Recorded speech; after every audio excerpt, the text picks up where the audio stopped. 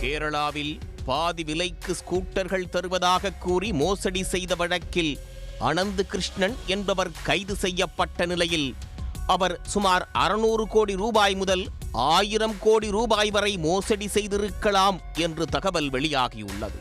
Corporate நிறுவனங்களின் CSR fund மூலம் பாதி விலைக்கு பொருட்கள் வழங்குவதாக மெகா மோசடியை அரங்கேற்றியதில் அரசியல் பிரபலங்கள், அதிகாரிகள் என பலருக்கும் தொடர்பு உள்ளதாக கூறப்படும் சம்பவத்தின் பின்னணி என்ன?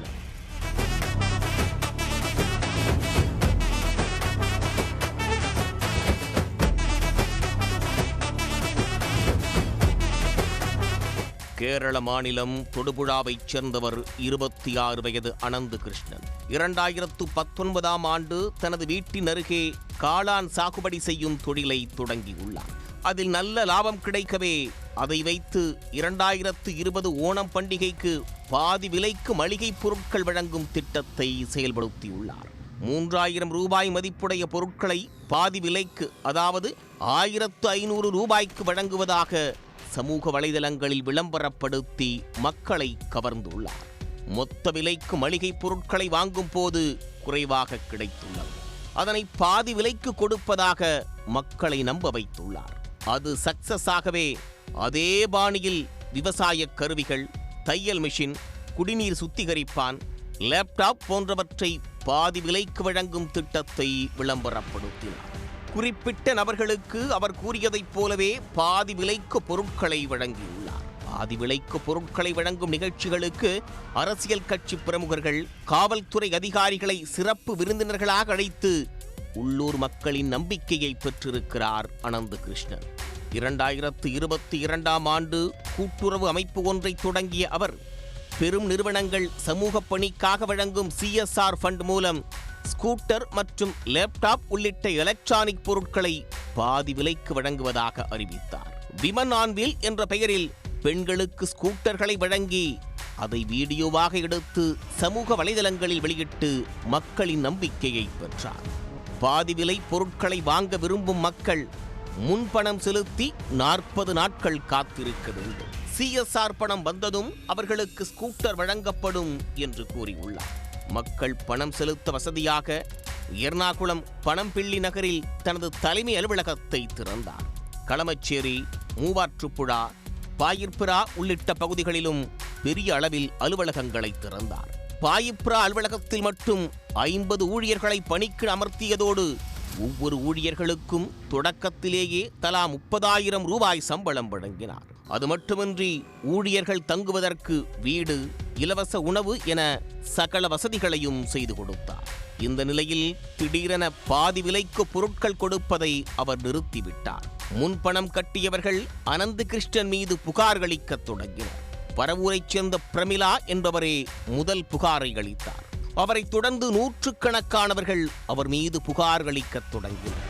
இதுவரை 600 புகார்கள் அளிக்கப்பட்டிருக்கும் நிலையில் கண்ணூர் மாவட்டத்தில் மட்டும் 200 வழக்குகளும், மலப்புரத்தில் 147 வழக்குகளும் அவர் மீது பதிவு செய்யப்பட்டுள்ளது. தொடர்ந்து போலீசார் அனந்த் கிருஷ்ணனை கைது செய்து விசாரித்த போது இதுவரை 18,000 ஸ்கூட்டர்கள் பாதி விலைக்கு வழங்கி இருப்பதாகவும், CSR ஃபண்ட் வருவதில் தாமதமானதால் பாதி விலைக்கு பொருட்களை கொடுப்பதில் பிரச்சனை ஏற்பட்டதாகவும் கூறியுள்ளார். பாதி விலைக்கு ஸ்கூட்டர் வழங்குவதாக அறிவித்த அனந்த் கிருஷ்ணனின் 19 வங்கிக் கணக்குகளில் சுமார் 500 கோடி ரூபாயை பொதுமக்கள் கட்டியுள்ளனர். 2022ஆம் ஆண்டு டிசம்பர் முதல் இந்த பணம் வங்கிக் கணக்குக்கு சென்றுள்ளது. ஆனால் தற்போது சுமார் 5 கோடி ரூபாய்க்கும் குறைவாகவே வங்கிக் கணக்கில் உள்ளது கண்டறியப்பட்டுள்ளது. இதனால் அவர் மோசடி பணத்தை ஹவாலா கும்பல் மூலம் மடைமாற்றம் செய்திருக்கலாம் என்று சந்தேகிக்கின்றனர் போலீசார். மேலும் அவர் ஏராளமான சொகுசு கார்களை வாங்கி குவித்ததோடு அரசியல் கட்சி பிரமுகர்கள், அதிகாரிகளுக்கு பணம் கொடுத்திருக்கலாம் என்றும் கூறப்படுகிறது. இதனிடையே CSR நிதி 34 லட்சம் ரூபாய் மோசடி செய்த குற்றச்சாட்டில் முன்னாள் கேரள உயர்நீதிமன்ற நீதிபதி CN ராமச்சந்திரன் நாயர் மீது காவல்துறை வழக்கு பதிவு செய்துள்ளது.